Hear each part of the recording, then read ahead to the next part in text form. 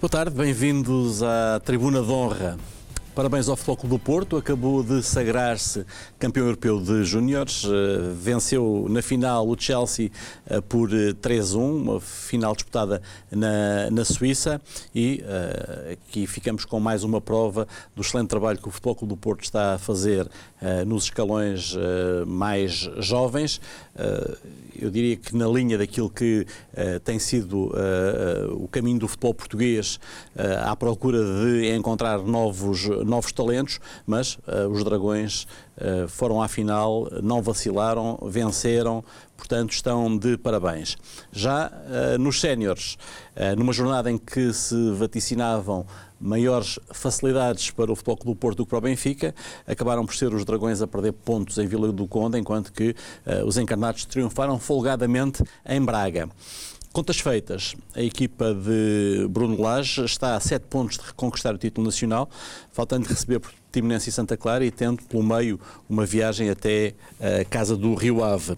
Curiosamente, desde que à 16ª jornada o Bruno Lage substituiu o Rui Vitória, o Benfica fez 46 pontos contra 37 do Porto, 36 do Sporting e 31 do Sporting de Braga. Portanto, aqui uma diferença muito significativa desde que o Benfica optou pela chicotada psicológica. Dos jogos da Pedreira e dos Arcos iremos falar, obviamente, do futebol e não só, mas também não deixaremos de falar e analisar e dar os parabéns ao Sporting pela conquista da Champions do futsal, uma vitória muitíssimo saborosa, conseguida contra o campeão europeu em título e contra o anfitrião da prova, e aqui também temos que num país que é campeão da Europa de futsal, temos ao fim de 3 finais sem sucesso, o Sporting a conseguir este título também muito saboroso. E ainda reservo aqui algumas surpresas para os meus distintos tribunos. Para falar de tudo isto e do que mais vier à conversa, comigo aqui no Estúdio 1 da Bola TV estão os comentadores que o universo inteiro consagrou. Sentado na cadeira habitualmente ocupada pelo Leão Sérgio Abrantes Mendes, hoje está o considerado e erguto diretor do Jornal A Bola, Vítor Serpa. À minha esquerda, a primorosa e iluminada portista Joana Amaral Dias, e à minha direita o esplêndido e aclamado benfiquista António Bagão Félix. Não sei porquê, mas hoje o sorriso do António está mais fácil do que o sorriso da Joana. Eu sei porquê. Já lá vamos. António, eu vou começar por si e vou-lhe pedir um comentário ao dilema ético de Marcelo Bielsa no Leeds Aston Villa, quando a sua equipa marcou um golo contrariando o fair play e ele disse, agora deixa os outros empatar porque isto não pode ser assim. Curiosamente, o Bielsa disse que não ofereceram um golo ao Aston Villa, devolveram um golo ao Aston Villa. Disse este treinador que, curiosamente, é conhecido por El Loco. É o louco. Justamente por ser louco neste reino do futebol é que ele mandou fazer uma coisa que é absolutamente impensável no atual quadro do futebol, e já nem falo de futebol português, na maior parte dos jogos, dos treinadores, dos atletas, não é? Que é uma equipa que no fundo abdica praticamente de ter uma ascensão direta à primeira divisão inglesa, não é? Vai, segundo creio, vai ao play-off, dificilmente Sim, iria mesmo ganhando, pois, mesmo com mais 2 pontos, dificilmente iria ao acesso direto, mas de qualquer forma, ainda tinha essa hipótese, exatamente. E que, enfim, quando se diz que o fair play é uma treta, não é? Pois. O fair play ainda tem lugar, é lugar excepcional, mas acho que é uma atitude absolutamente exemplar. Muito provavelmente, seguramente não vai ter consequências positivas, porque os bons exemplos podem ser contagiantes, mas só os maus exemplos é que são contagiosos no futebol, e mais uma vez é isso que vai acontecer. Já agora uma pequena nota, era um clube que há muito tempo, já que sou velho, não é? Eu gostava muito no campeonato britânico, no inglês, melhor dizendo, que era o Leeds United. Leeds United tinha um capitão que era o Billy Bremner, equipava todo pequenino, branca, com um mau feitio, jogava que se fartava. Eu gostava, enfim, da capital do algodão no Reino Unido, que é Leeds. Enfim, mais uma razão para ter gostado dessa atitude do treinador. Joana, esta coisa, um treinador, uma equipa marca um golo, eu creio que devia ter posto a bola fora e seguiram e fizeram o golo. E o treinador disse, agora deixam os outros empatar porque isto não é assim. Isto cá em Portugal funciona. nem numa anedota, em Portugal nunca aconteceria, de maneira nenhuma. Eu acho que a promoção do fair play, do desportivismo, em todos os desportos, mas no futebol em particular, sendo o futebol o desporto que é, o desporto rei, que movimenta tanto dinheiro e tantas paixões, nunca é demais, sinceramente, e nós precisávamos precisamos de muitos bons exemplos, muitos, até porque estamos sempre, e agora vinha a falar disso com o Bagão Félix, agora vínhamos juntos aqui para o estúdio e vínhamos a conversar sobre isso, porque infelizmente continuamos a ser bombardeados por maus exemplos, não é? Portanto, tudo o que venha contra a maré é só para bater palmas. Vítor, isto no futebol é preciso um treinador ser mesmo louco para fazer uma coisa destas. É um bom louco. Eu acho que sim, mas há também a questão de saber o que é a loucura, não é? A loucura, portanto, não é tão evidente como algumas pessoas lhes possa parecer, porque há fases em que, portanto, a loucura muitas vezes também está próxima da genialidade e, portanto, ou da boa insurreição, ou da incapacidade de aceitar que o mundo tem que ser assim como lhe é feito e à medida e, portanto, como um pronto a vestir e, portanto, essas são as pessoas que são diferentes, marcam pela diferença. Eu acho que marca pela diferença realmente este tipo de treinador que tem um currículo absolutamente louco e marca pela diferença também o tipo de futebol que existe em Inglaterra, porque o futebol inglês, apesar de realmente ter evoluído muito até do ponto de vista da qualidade competitiva, o futebol inglês continua a ter aquele special. É um special one tem um charme, extra, é verdade. Tem qualquer coisinha a mais. Patino. No fair play. Do fair play. E da capacidade de realmente, até mesmo ao nível... E às vezes até na invisibilidade do árbitro. Sim, da forma como, cultural, da forma como o árbitro é tratado pelos outros protagonistas, pelos jogadores, treinadores, tudo isso. Sem dúvida. A idiosincrasia britânica que o próprio Reino Unido não tem uma Constituição, não é? Vive muito o direito consuetudinário da tradição. Não é? Aqui também a tradição, neste caso o fair play, funciona independentemente das leis, dos regulamentos, deste labirinto jurídico em que às vezes o futebol se transforma. Não é? Já agora, sobre Marcelo Bielsa, eu acho que, para além da elevação ética do seu gesto, creio que só também o tem, ou que o tem também, melhor dizendo, pela circunstância de ser um homem que já está na sua carreira com a liberdade total. Isso é muito importante. Já não está no taticismo à espera de passar por ali. Já não está a fazer contas. Já não está a fazer contas. Mas haverá um ponto que eu acho que vai ser interessante perceber ao longo da semana, que tem a ver com o facto do capitão da equipa não ter concordado e ainda foi atrás do jogador do Aston Villa que ia marcar o gol porque estava completamente não queria dar a equipa toda parada e ele a correr atrás do outro. Que foi tão inopinado, não foi tão inédito. Bom, este é um bom exemplo, realmente. É um exemplo que o fair play não é uma treta, ou não deve ser uma treta, que nós aqui trazemos. Há uns anos já, Arsène Wenger tinha tido um caso, não foi este extremo, mas andou lá perto, também em Inglaterra, que é que em 2003, sim, que deu mesmo para repetir o jogo. Mas, de qualquer forma, fica este bom exemplo, quando realmente, como a Joana acabou de dizer, nós precisamos de bons exemplos no nosso futebol. E muitas vezes nós dizemos que o campeonato português é uma coisa invisível. E de facto é. Eu hoje tive a oportunidade de fazer uma busca pelos jornais, pelos diários desportivos que se publicam na Europa. Vi os 4 de Espanha, os 3 de Itália e o L'Équipe. E vamos ver o que é que dizem do campeonato português. Aqui, uma pequena coluna, uma referência no L'Équipe, no L'Équipe, uma fotografiazinha do Pizzi e depois é só a classificação e os resultados.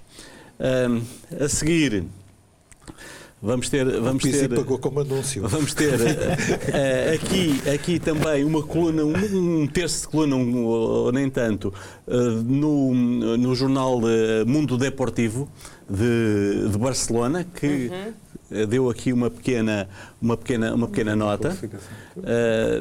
Depois vamos passar para o AS. Um baixo de página, Benfica ganha ao Braga e põe-se um passo do título da Liga. E vamos ver ainda, ali Benfica líder isolado. Este creio que é o Sport de Barcelona, que traz ali um bocadinho de campeonato, porque as 4 linhas, se não me falha a vista daqui, 4 linhas, pronto. Benfica líder solitário. E depois a Marca, que é o principal jornal desportivo espanhol, não traz uma linha que seja do campeonato português. 0. E traz do Sporting, traz a vitória do Sporting, meia página, porque tinha jogado contra os espanhóis, tinha enviado especial na final e deram meia página ao sucesso do Sporting no futsal. E é assim que anda o futebol português. Italianos nem pensar, italianos nada, 0. Ingleses 0 vezes 0, alemães igualmente. Portanto, absolutamente incógnito este campeonato. Quando dizem que é má vontade, nós aqui temos factos que provam que não é má vontade. Eu esta segunda-feira fico super contente com esta revista de imprensa. Obrigada por ter escolhido esta segunda-feira. Estou super satisfeita. Top. Mas, já lá vamos conversar. Alguma coisa para animar o meu dia. Vítor, isto não há quem pense um bocadinho sobre isto e quem reflita um bocadinho sobre isto e quem pense que realmente a tratar assim a indústria do futebol não vamos longe. Não, quer dizer... Não vamos longe, ninguém nos liga, basicamente. Existe uma ideia também muito portuguesa que é nós realmente valorizamos isso, é natural que aconteça e sobrevalorizamos, portanto, a realidade do futebol português, esquecendo que realmente o futebol em Portugal não tem qualquer tipo de visibilidade no estrangeiro, ao nível daquilo que são as provas oficiais portuguesas. Tem uma imensa visibilidade com os jogadores portugueses. Nomeadamente, evidentemente, com o Cristiano Ronaldo, tínhamos também uma visibilidade muito forte com o José Mourinho e, portanto, ninguém tem dúvidas da importância do futebol português no mundo. O que acontece é que as provas em Portugal não têm minimamente, não são interessantes para a maior parte, da comunicação social. Primeiro, porque também é verdade que nós estamos a falar de países, muitas vezes, que olham muito para dentro de si próprios. Se nós fizermos uma mesma busca, por exemplo, no campeonato, na Marca ou nos países, ou portanto, ou nos jornais da Catalunha, desportivos, dos jornais desportivos da Catalunha, sobre, por exemplo, aquilo que se passou no futebol alemão, ou aquilo que se passou noutro tipo de futebol, no futebol noutros países, a nível de clubes, só encontraremos alguma coisa quando se chega às competições europeias. Caso contrário, digamos que, eu reconheço que, enfim, como vice-presidente da European Sport Media, nós várias vezes nos reuníamos e conversávamos muito sobre isso, e eles achavam realmente verdadeiramente fantástico o facto de um jornal como a Bola dedicar tanto do seu espaço ao futebol internacional. E nós, portanto, para nós, digamos, isto é próprio também, se calhar, da realidade concreta do país, e isto pode-se estudar ao nível também da sociologia, enfim. Nós realmente encontramos, porque temos também vários dos nossos jogadores e treinadores espalhados um pouco por esses campeonatos, mas nós conseguimos realmente dar um grande ênfase a determinados jogadores que de repente, ou treinadores que possam aparecer e que não sei, incluindo alguns que não são portugueses.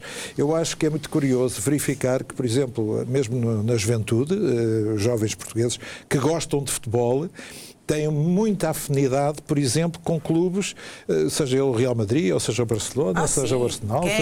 Qual é que é o português que não tem uma equipa? Tem uma equipa em cada país. Em Espanha. Em cada país tem uma equipa. Qual é o seu clube preferido em Espanha? Barcelona. Barcelona. Atenção. Está bem, ok. E na Inglaterra? Não sei, talvez o Liverpool, contra todas as vossas expectativas. Arsenal. Talvez o Liverpool. O Liverpool tem ali Arsenal, um encanto. Na Alemanha, já agora só para... Não sei, o Bayern. Afinal estamos... O Ajax na Holanda e tal. Itália. Itália... Não sei, por causa da Itália não sei, talvez a Juventus. Eu permito todos menos ao Lásio. A Juventus também. Talvez a Juventus. Também, praticamente estamos empatados. Exceto em Portugal. A Lásio, isto a propósito de adeptos. Isto a propósito de adeptos e até nos permite fazer agulha para a questão dos adeptos que vamos ver a seguir. Mas a Lásio é um caso muito interessante, porque a Lásio era o clube de Benito Mussolini. A Lásio não admitia jogadores negros na equipa. E isso é uma forma de estar do clube ainda hoje. Claro. Não da forma imposta, mas de qualquer forma. Há uma cultura organizacional. Até que contrataram um jogador holandês há uns anos, um bom par de anos, chamado Aaron Winter, que não só era negro, como era judeu. E houve uma sublevação. Holandês, negro e judeu, isso é uma mistura altamente improvável. Provavelmente sefardita. Houve uma sublevação nos adeptos. Fizeram-lhe a vida impossível. Ele acabou depois de ganhar um prémio de fair play da UEFA, porque aguentou estoicamente todas as provocações que lhe foram feitas pelos próprios adeptos. Vergonha. Eu sinto vergonha alheia dessas coisas, sinceramente, para além de todos os aspectos sociais e políticos. Por isso é que o Vítor estava a falar, todos menos a Lásio, em função disso. Mas depois também há aqui uma força muito grande que os adeptos acabam por ganhar nos clubes. E a propósito, vamos ver já o pós-jogo do Futebol Clube do Porto em Vila do Conde. Pois, isso realmente. Quando a equipa procurou ir cumprimentar os adeptos e acabou por ser destratada de uma forma absolutamente incrível pelo líder da claque, que vemos aqui impedir os restantes elementos de aplaudirem a equipa e manifestando desta forma, eu diria que exuberante, o seu desagrado perante aquilo que tinha acontecido nos últimos 5 minutos no jogo de Vila do Conde. Felizmente eu não sei. Este certo é mudo. Não? Eu pedi para retirarem o som por uma questão de decoro. Basta o que basta, mas de qualquer forma isto representa uma forma de estar no futebol. E podemos já tirar, que já vimos o suficiente. Obrigado. Representa uma forma de estar no futebol que é preocupante. João, é o teu clube, eu sei. Podia ser outro clube qualquer, mas... Não, mas é o meu clube e é com profundo desagrado e tenho muita pena que isto aconteça. E ainda para mais, vamos lá ver, nós vimos de um ano particularmente horrível para o futebol nesse aspecto, não é? Com o Sporting. Porque assistimos a uma situação, aquilo que aconteceu em Alcochete, nomeadamente a ver claques e líderes de claques, etc., que se arrogam um determinado direito e exercício de uma violência sobre os jogadores. Eu acho que é um caso... Nós ainda vamos falar muito do que aconteceu em Alcochete nos próximos anos. Foi lá está, um péssimo exemplo, pior até do que um péssimo exemplo, um acontecimento, é uma espécie de um cisne negro que manchou o futebol português, mas que devíamos ter tirado todos ter tirado lições. Portanto, eu quando vejo esta situação, não só me arrepio, porque realmente é inaceitável que isto possa acontecer, tenho muita pena que não tenham existido mais pessoas que tenham tentado pôr ali travão àquela situação, muito sinceramente. E os jogadores estavam a ser corretíssimos já. Por favor, ao Pagão Félix. Seria, quer dizer, eu fiquei muito descontente com o jogo, não é? E fiquei muito desagradável, mas estes tipos de reações não ajudam em absolutamente nada, não contribuem, não servem para nada, não têm nenhuma utilidade, não têm mínima produtividade. E, portanto, eu gostava, inclusivamente, que o Porto fizesse uma declaração pública sobre isto. Acho que não fez nada, não é? Não fez só sobre o árbitro. Pois, exatamente. Também tem as suas razões sobre o árbitro, mas, enfim, até concordarei com algumas partes, mas sobre esta situação, realmente acho que era bom os clubes de fazerem uma demarcação até ainda a propósito de Alcochete, não é? E destes comportamentos que são reiterados, sistemáticos, vão lavrando, não é? Fazendo um certo caminho, deixando um lastro venenoso e tóxico no futebol, ao fim e ao cabo na sociedade, porque nós não podemos achar que o futebol vive numa redoma de vidro isolada, numa caverna, não é? Não, pela visibilidade empresas, que tem, futebol, tudo, vive, é tudo a mesma comunidade, claro. É um exemplo para a sociedade. Claro, é a mesma coisa quando me dizem, privados podem fazer o que quiserem. Não é nada, desculpem, os privados são uma parte integrante, isto agora em termos mais macropolíticos, são parte integrante de uma sociedade e os clubes de futebol exatamente a mesma coisa. São uma peça, ainda para mais, como o José Manuel Delgado está a dizer, é muito bem, com extrema visibilidade, que muitas vezes, como o Vítor Serpa estava a referir indiretamente, mas também, são referenciais modelares muito importantes para as camadas mais jovens, que tomam jogadores e outras figuras proeminentes do futebol como modelos de identificação. E, portanto, atenção que as condutas e os comportamentos públicos que muitos destes atores e protagonistas assumem têm um impacto fortíssimo sobre justamente a formação desses jovens, que às vezes até à falta de outros modelos e de outros heróis, se me permitem a expressão, acabam por fazer essa colagem identificativa ao mundo do futebol. Realmente não é só os jogadores, volto a repetir, e portanto é preciso cautela, e estes comportamentos devem ser realmente repudiados por todas as pessoas que estão por bem no mundo do futebol.